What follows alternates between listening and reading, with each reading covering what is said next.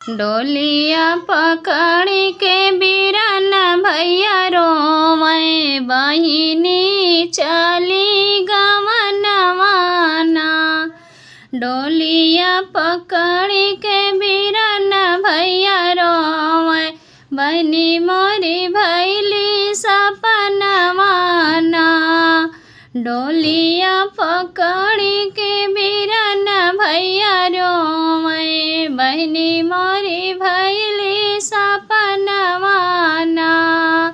बाबा त दीहे है सोना रुपैया, बाबा त दीहे है सोना रुपैया।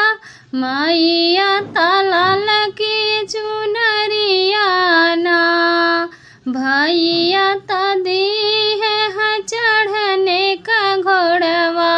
भाभी दीही कोई छामे धनवाना, भैया मोरे दीहे है चढ़ने का घोड़वा।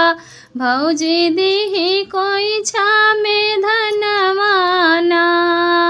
डोलिया पकड़ी के बीरन भैया रोवे, बहिनी मोरी भैली सपनवाना।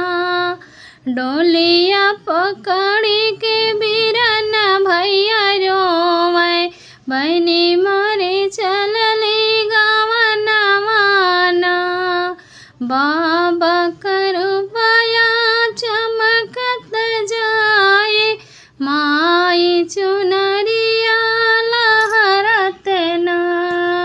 बाबा रुपया चमकत जाला, माई का चुनरिया लहरत ना। भैया के घोड़वा दौड़त जाला, भौजी का धनवा चोभी चोभी जाला। भौजी का धनवा चोभी चोभी जाला, बहिनी मोरी चलली गवनवाना। भौजी का धनवा चोभी चोभी जाला, बहिनी मोरी भैली सपनवाना। डोलिया पकड़ी के बीरन भैया रोवे, बहिनी